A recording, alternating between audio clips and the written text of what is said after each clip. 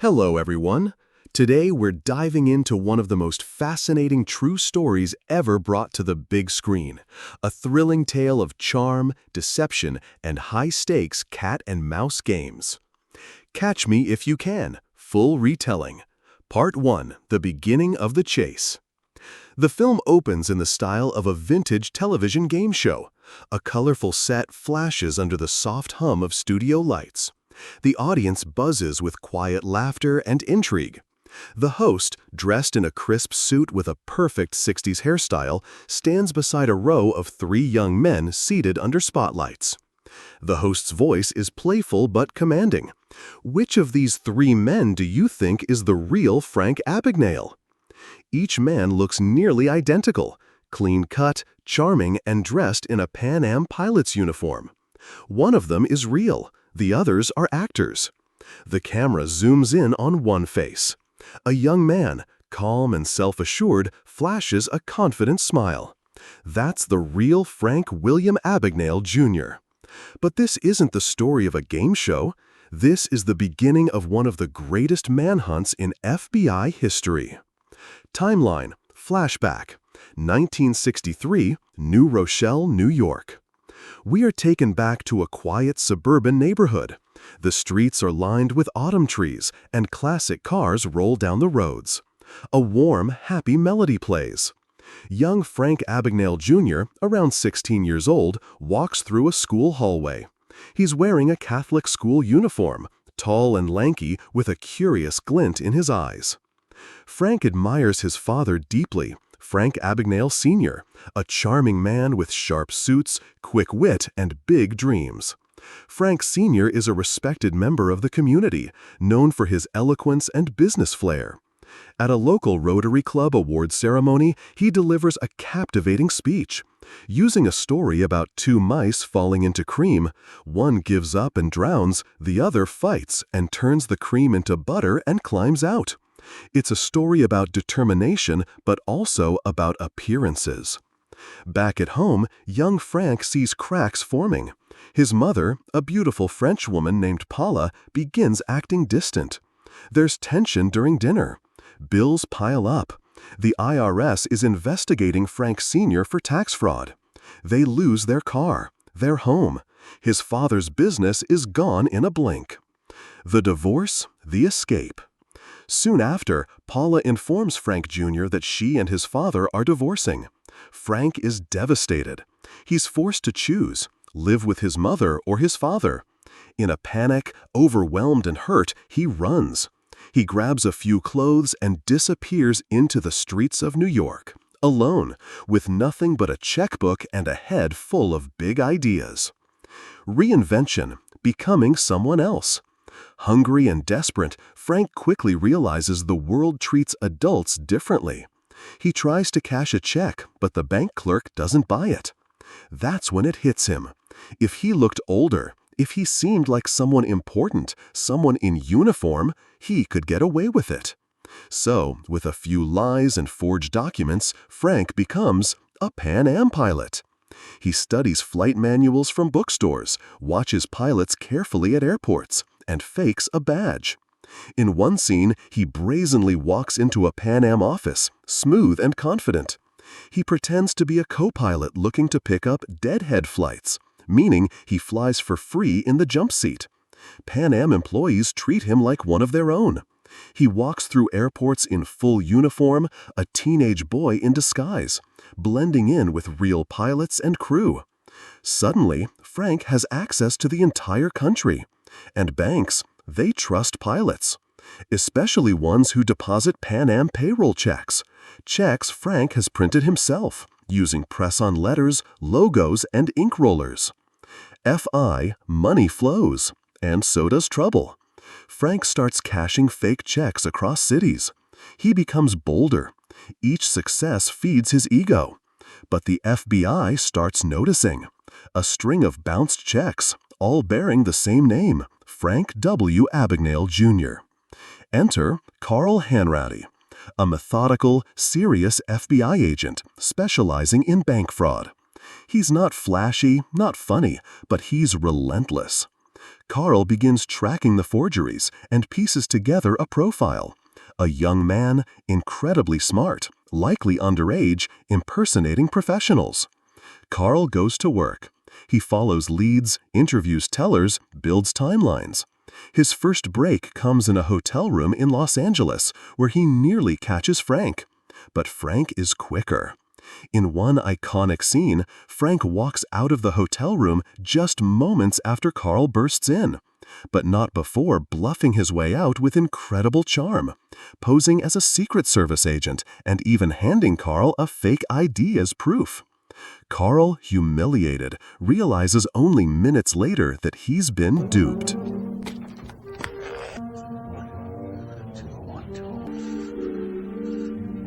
Go to the bathroom. Oh, that's the new IBM Selectric. Put your hands on your head. He's got over 200 checks here. My name's Alan, Barry Allen.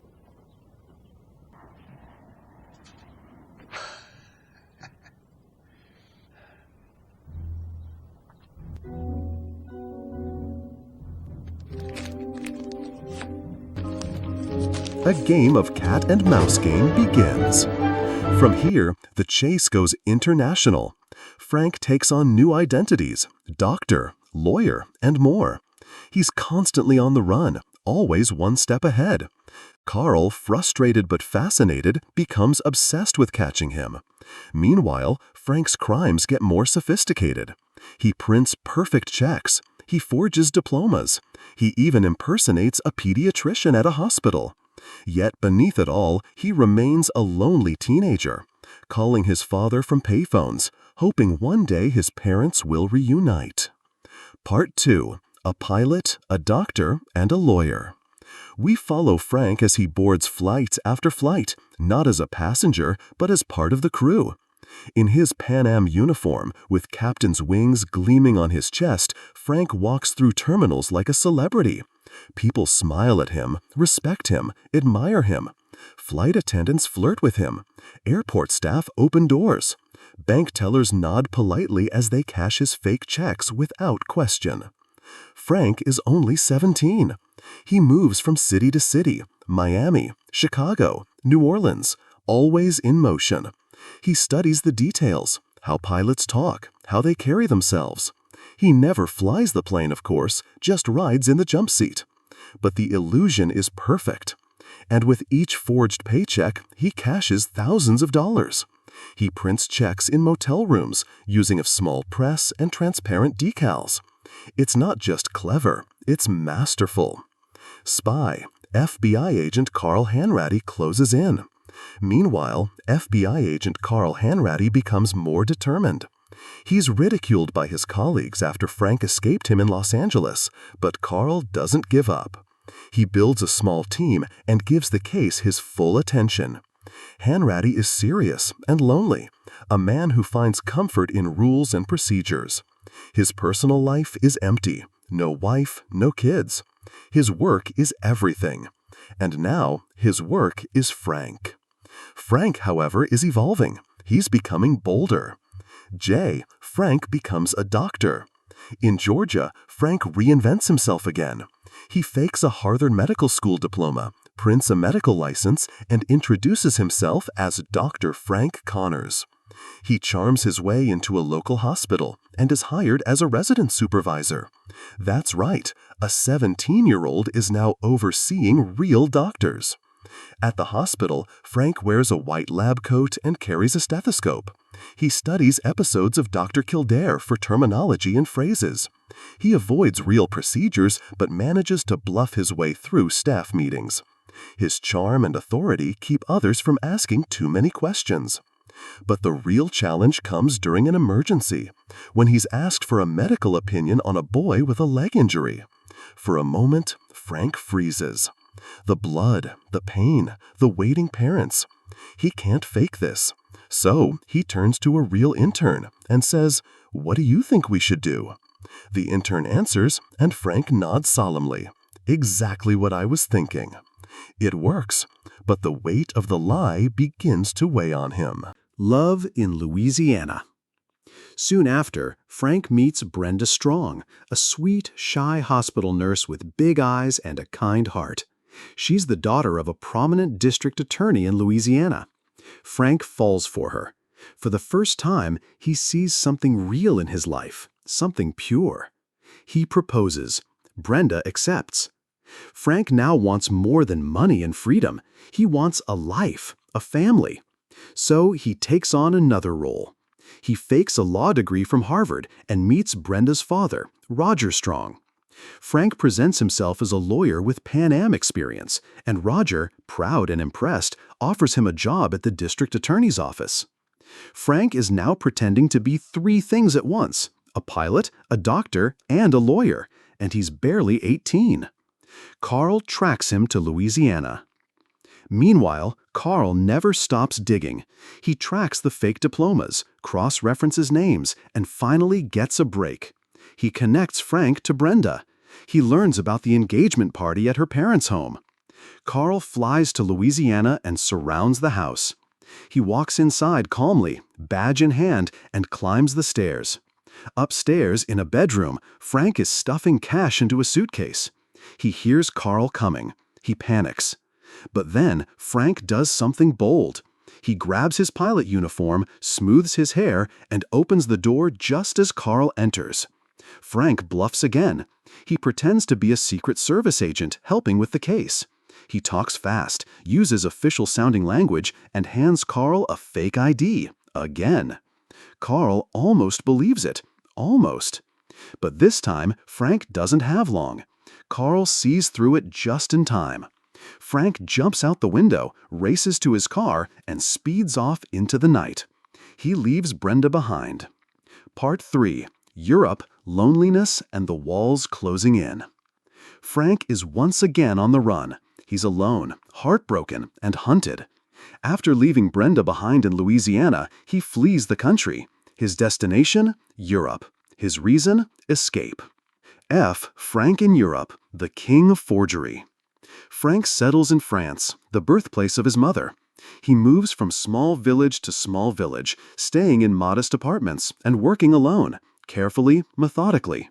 He sets up a new check printing operation, using European bank logos, paper, watermarks, all customized to perfection. His methods have evolved. His forgeries are now nearly undetectable.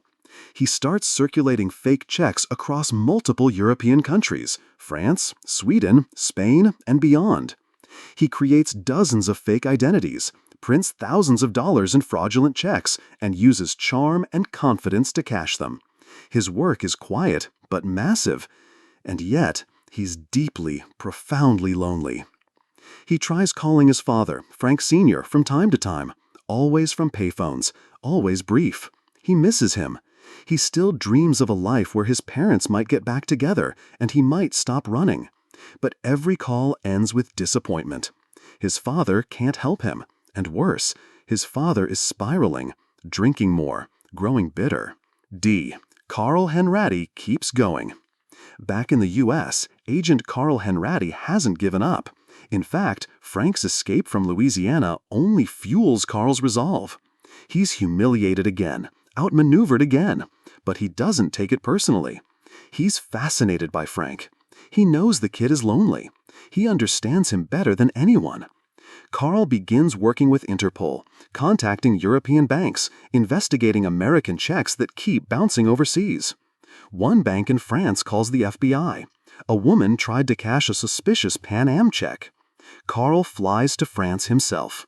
In a small town called Montrichard, Carl finds Frank. But this time, there's no chase. Frank is tired, unshaven, pale. He's hiding in a cheap workshop above a printing press factory, surrounded by stacks of paper, rubber stamps, ink pads, and fake IDs. When Carl walks in, Frank looks up and surrenders. No fight, no trick, just exhaustion. Extradition and prison. Frank is arrested in France and imprisoned in a dark, medieval-looking French jail. The conditions are horrific. Cold stone walls, mold, rats, little food. Months go by. He loses weight. He becomes weak. For the first time in years, he's no longer in control. Carl visits him. And for the first time, the two talk like real people. Not cop and criminal, but man to man. Frank asks Carl if his father's okay.